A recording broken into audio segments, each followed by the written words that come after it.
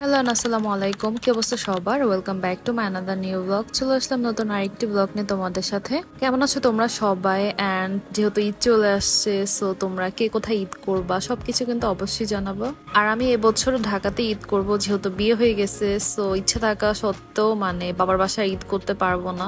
আমার জামাইকে কত করে বললাম যে চলেন এবার আমাদের বাসায় গিয়ে ঈদ করি, বাট সে বলতেছে এগুলা করলে নাকি মানুষ খারাপ বলবে। মানুষের কথা দিয়ে কি করব, যেটা ইচ্ছে হবে সেটা করলেই তো বেটার।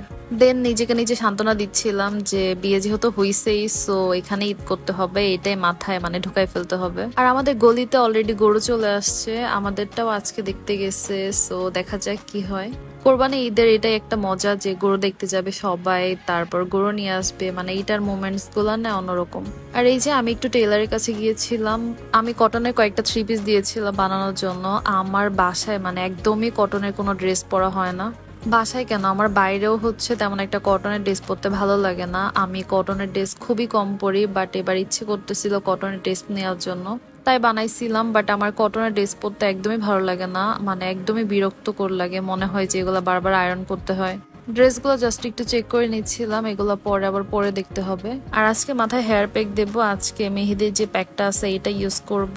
এবার আমি টার্গেট করছি যেভাবেই হোক আমার এই প্যাকগুলো শেষ করতে হবে। আর এই মেহেদির প্যাকটা মেবি আমার চুলে ভালো কাজ করতেছে, আমার চুল আগের থেকে অনেকটা বেটার হয়েছে। আর আজকে একটু বেশি করেই প্যাক বানাই নিচ্ছিলাম। আজকে আব্বু আম্মু প্লাস আমি তিনজন একসাথে প্যাক দেবো। মেহেদি প্যাকটা সবাই ইউজ করতে পারে, এইটা চুলের জন্য আসলেই অনেকটা ভালো।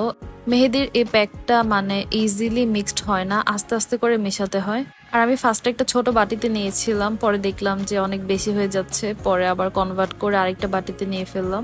এরপর একটু ছাদে গিয়েছিলাম, গাছে একদম পাকা একটা পেঁপে ছিল, তো ওইটা আব্বু পাড়ার পর আমি নিচে নিয়ে আসতেছিলাম। গতকালকেও পারছিল, ওইটাও খুবই মিষ্টি ছিল, তো আজকেও একটা পারলো।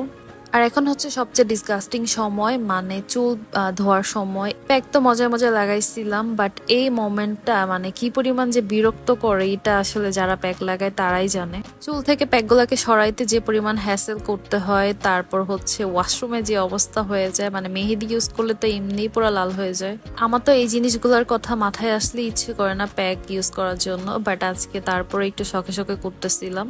হাতের অবস্থা আমার একদমই 12টা বেজে গেছে, যেহেতু সবাইকে প্যাক লাগাই দিছিলাম। পরে একটু ভাবলাম ফোমিংটা দিয়ে হাতটা একটু ওয়াশ করে নিই। অনেকক্ষণ যাবত আমি এই ক্লিনজিংটা দিয়ে হাত ওয়াশ করতেছিলাম, বাট তারপরেও মেহেদি হাত থেকে যাচ্ছিল না, কি যে একটা অবস্থা হয়ে গেছে। এগুলো 1-2 দিন টাইম লাগে, তারপর হাত থেকে যাবে, বাট আমার কাছে এইরকম হাত দেখলে একদমই বিরক্ত লাগে। আর আজকে বাসায় অনেকগুলো কাপড়ও ওয়াশ করা হয়েছিল, তো ওগুলো আমি সুন্দর করে ভাঁজ করে নিচ্ছিলাম। আর আজকে আমার ব্লগটা এ পর্যন্তই ছিল। Thanks for watching.